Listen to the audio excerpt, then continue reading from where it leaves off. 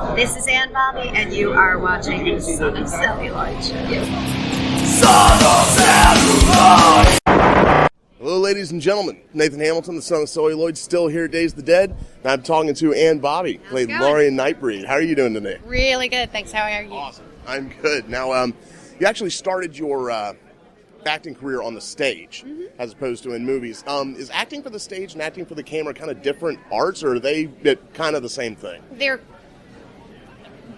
They're so different from each other. Right. Even the difference between film and television, and television and the stage. It's all about. It's about just how much energy, where you're conveying your energy. Right. The theater, it's a completely immersive experience, body relationship with the audience, and that's also another thing really with theater. There's a saying that in theater the cast isn't complete until the audience gets there. I like that. And that's very true. In film, your audience is the lens. The lens is almost your scene partner. And in television, there's usually more than one camera, and so you're sort of in a group effort. Okay. Now, why do you think in at least modern theater you don't see a whole lot of horror as a genre? I mean, historically it was often big, but now you don't really see it a lot. Why do you think that is? Well, I think that actually theater is becoming a little bit more immersive now. I think that, people like ART and shows that come out of BAM and at St. Anne's Warehouse in Brooklyn, and Théâtre des Complicités and Theater of Crocodiles. We're now starting to go more into... I wouldn't go all the way back to like Grand Guignol, but there are certainly more, with the steampunk trends and everything. I think we're going back a little bit more into the psychological theater, which has certain elements of horror and shock, certainly. Yeah, definitely. And eroticism, which ultimately leads to horror and especially in Clive's work. Oh yeah, and also I think that the dystopian trend in entertainment now is starting to work its way into theater. I think it's just a matter of time before we start dumping buckets of blood on people on stage. It's going to happen. I wouldn't mind seeing it. Oh yes. Oh god, I forget who I'm talking to. Yeah, right. Now, amongst your first flicks, you had some big movies with great cast, great direction. Pickup Artist, Born on the 4th of July, straight into Nightbreed. Like, that's kind of a boot camp right there at the beginning. Where did you, how was the learning curve for film being on those big movies immediately? Well, it was kind of my school. I've been very fortunate in theater and television too. Right. I've worked with some of the best people. Mike Nichols, Tom Stoppard, Joe Papp at the Shakespeare Festival, Marvin Hamlish, Howard Ashman, Alan Menken, Stephen Bochco. Quite a list. Great Ted Demme, Todd Solondz. These are people. I think the thing is though, we're all collaborators. Right. I think that if you think about it, in every walk of life, we're collaborators. A doctor is a collaborator with their patients. The secret is a good doctor and a good patient. We collaborate. And a good director collaborates with a good cast, and a good cast collaborates with a good crew, and a good convention collaborates with the panelists and the vendors. That's really the secret, isn't it? I mean, I'm feeling very philosophical, but it really is true. I mean, come on, this is a rental. This all goes back to the shop. Right. So let's learn from each other while we can. I know you said you were a fan of Clive's work before you got involved in Nightbreed. Was this a role that you went after, or was it a role that just happened to be offered to you with you being a fan? Or I was a fan of his, and when I read the script, sir, be careful. See, we all have to watch out for each other. Right. This is all we can. John Hurd walked through our frame earlier today.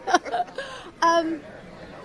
When I saw that he was doing Nightbreed and that it was an adaptation of Cabal, I was like, now that's cool. But I had been familiar with his work before. But this was something that came up. I didn't like campaign for it, but once I read it and met Clive, I was like, I got to do this. So I was lucky that I did. Now, your character didn't, you weren't one of the big makeup jobs. Did you ever look around and say, God, I'm kind of jealous. I want to wear one of these cool designs? Not at all. Because, now talk about a learning experience. Because so many of the actors around me were in prosthetic, I spent a lot of time waiting for people to get to the set. And during that time, I got to know the crew very well.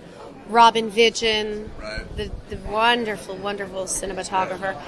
Dickie Martin, the editor. I would spend time in the editing bay with Dickie. The sound. Got the rounded education there. I really learned how to set up shots. I learned how to light things. By the end of that film, we would do a setup and then we'd all walk away, and I would know exactly where they were going to track, what they were going to light, what they were. Yeah. I knew, and that was a huge education. I learned so much. Now, we all know, the story of what happened with the studio and everything to Nightbreed. What was your reaction when you finally saw the theatrical? Did you know what it was going to be beforehand, or when you saw it, was it a shock to you? I was completely stunned. I couldn't. And my friends who saw it over the last several years would say, hey, we saw Nightbreed. Because when I came back from London, I just said, this is going to be such a great film. It's going to be incredible. You're going to love it. It's mythology. I love mythology. And everyone, excuse me, was sort of like, well, if she said it's really good, she doesn't say that often. And then they saw, they were like, yeah, please don't recommend a restaurant to me ever again. And, just... no one trusted me after that. Like, you should go see this movie. Yeah, you liked Nightbreed, too. I'm like, yeah, well, so I feel very, very redeemed. Good deal. It's a good thing. Your character actually, I think, benefits more than anyone else in the movie. Like, you have more scenes your character's more fleshed out, because you really had, no bad idea of who she was in the first one. Is there any particular scenes you were happy to see back in? I was happy to see the nightclub scene come back in where I sing.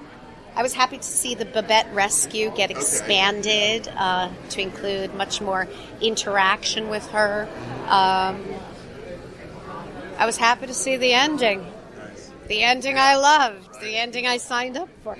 And ending, because I didn't have an ending, really. I just said, Narcy said, see you around. Yep, and I went, where'd she go? That was it? Yeah. Yeah, so I'm happy about that. All right. Now, you were actually the one who coined the Occupy Midian thing. Were you surprised by the groundswell of support that got, or did you kind of know that that fan base was out there? Well, I wasn't surprised at all by that, because I could just feel in the room that day in South Carolina that everyone wanted to do something to make their voice heard. And I said, well, let's be a collective voice. Let's do it. And having just been a volunteer cook at Occupy Wall Street and having marched there and having spent a lot of time in Zuccotti Park, I went, well, we have to occupy Midian. Let's do it. And when I said it, everyone just went, oh, and within 5 minutes, someone had bought the domain name. And it was like, everyone was just like, let's do it. And I was like, oh, this is going to take off, man. I wasn't surprised. I trust this fan base. I'm here because of this fan base. So, it's awesome. Now, when you talked to my buddy Brad on his podcast recently, you mentioned that you are a big Twilight Zone geek. What's your favorite Twilight Zone episode? A Stop in Willoughby. That's a good one. A Stop in Willoughby is the perfect Twilight Zone, because up until the very last moment, you don't know where it's going. Right. And that, to me, that's the Twilight Zone. I just made a film for Scott Perry's web series In Fear Of, because of the Twilight Zone. The In Fear Of web series is short films about phobias, and he came up to me and presented me with a great script called Agoraphobia, which actually won an award at a film festival last week. Yes, it did. And I just thought, wow, this is like the Twilight Zone, and I want to write a Twilight Zone. And I really I wanted it to have a Stop in Willoughby last minute. I never saw that coming. And when it premiered at Dead at the Drive-In in Saco, Maine last month, everyone came up to me and said, it's the Twilight Zone, and I went, my work is done. Awesome. My work is done. I feel great. You at one point you were going to be making Disposophobia. What's the deal with that one? That's Disposophobia. Okay. So It's that's called the one that happened. Disposophobia. Excellent. Agoraphobia was the one that I did with Scott Okay.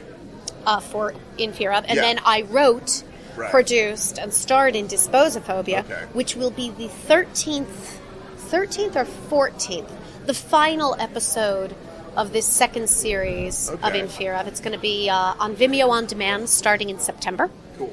And if anybody wants to keep track of when it's actually coming out, keep abreast of all where it's going to be, and they could just go to my fan page on Facebook, ANNEBOBBY, All right.